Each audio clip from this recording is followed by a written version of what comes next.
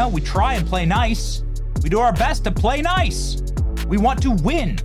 We want the winning coalition to march forward and save the nation. Thank you for asking about the SAVE Act. That's exactly what the show is built on. And what are we saving the nation from? I want to cover this really quickly, and then we're going to talk about it with Congressman. Convicted Minnesota fraudster says Tim Walz and Keith Ellison were totally aware of all of the fraud. The whistleblower, who's in jail, says that Tim Walz and Keith Ellison were getting paid, baby. Convicted Minnesota fraudster alleges Walz and Ellison were aware of widespread fraud and they took a cut.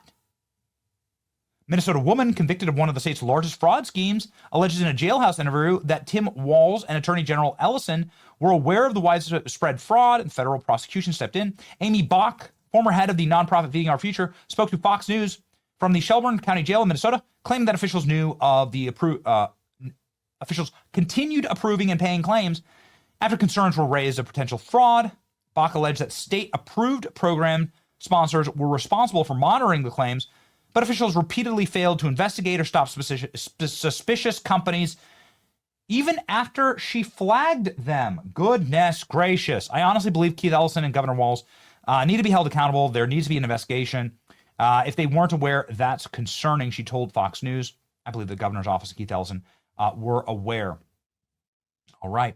Let's go ahead and do the news clip. I don't want to take away from the congressman. Just very quickly here, there's a Fox News exclusive, so I want to play it for you. Let's go. And a Fox News alert also in Minnesota. The convicted ringleader of one of the state's biggest fraud schemes is speaking to Fox News from behind bars. Now, she believes that the scam was no surprise to local Democratic leaders, and she's naming names. She spoke to Alexis McAdams. Hi, Alexis. Hey, Dana. Yeah, so everywhere you look in the state of Minnesota, right, there seems to be another fraud scam. So this one involves Amy Bach. She's a Minnesota woman convicted of fraud for taking taxpayer money that was meant to feed hungry kids. But listen to this. Bach tells me the real issue here is the state of Minnesota, which she says kept giving scammers your taxpayer money even after they were flagged as fraudsters. I have to believe that the governor's office and Keith Ellison's office were aware of this. They've said they were involved in helping the FBI. They've said they were made aware, but apparently I'm scary, so they couldn't do anything.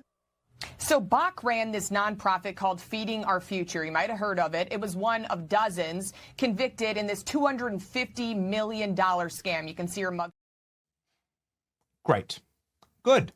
Please continue the focus on Minnesota. JD Vance was there yesterday. Feeding Our Future is just the tip of the iceberg. A reminder that Ilhan Omar has a direct connection to that organization. She literally worked there. She passed legislation to ensure that they could get unlimited, infinite money from the feds. She's the one who passed the Meals Act, Ilhan Omar.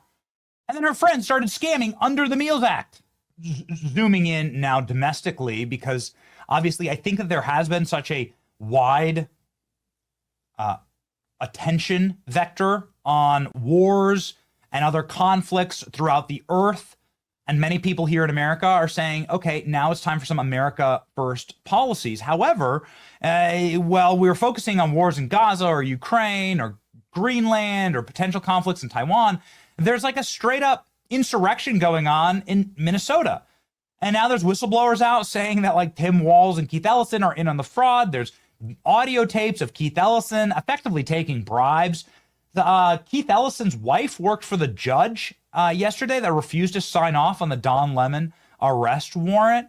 What a cesspool in Minnesota. What do you make of it, Congressman? Yeah, the level of corruption in Democratic states and quite frankly in the deep state in our country is just beyond the pale. It's taken years to try to get some of these bad actors out. You saw the weaponization of the intel community with the Russia collusion hoax when Trump first came into office. And now you're seeing the systematic defrauding of the American taxpayer of all of these different welfare programs throughout Democratic states. There's no way that the leaders Walz and the leaders of these states and cities didn't know that this type of behavior was going on. I surely hope that Pam Bondi and the DOJ is looking at this, and if there is any cause whatsoever to be able to charge these people for fraud, let's do it. I mean, they're in my opinion, Walz and the mayor of Minneapolis are obstructing justice by not cooperating with ICE in a legal federal law enforcement function and operation.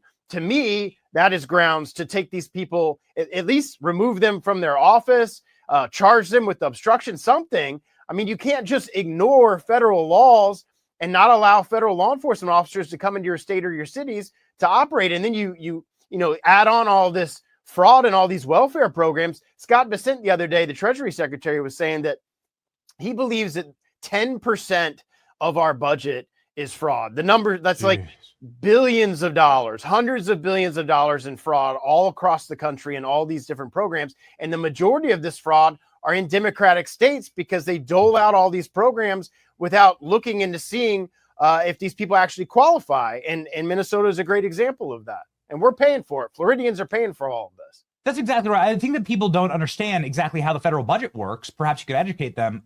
They say that Minnesota or California, those are just liberal hellholes and they can light money on fire. That's not true. The vast majority of the money they're getting are federal dollars. They're our dollars from Florida. Yeah, they expand Medicaid. They do all these federal programs. There's a match. So obviously the city or the state's matching some of that. But the majority of that money comes from federal taxpayers. Yes. I don't know the numbers. I don't have them in front of me. But I would imagine that those are Florida is a donor state. We give more money to the federal treasury than we get back because we haven't expanded Medicaid. We don't have fraud in our systems because our entire state is run by Republicans. But in Democratic states like New York, California, and Minnesota, I can guarantee you they're a receiver state in the sense that they get more money in federal benefits than they expend into the treasury because of all of this fraud and all of these programs.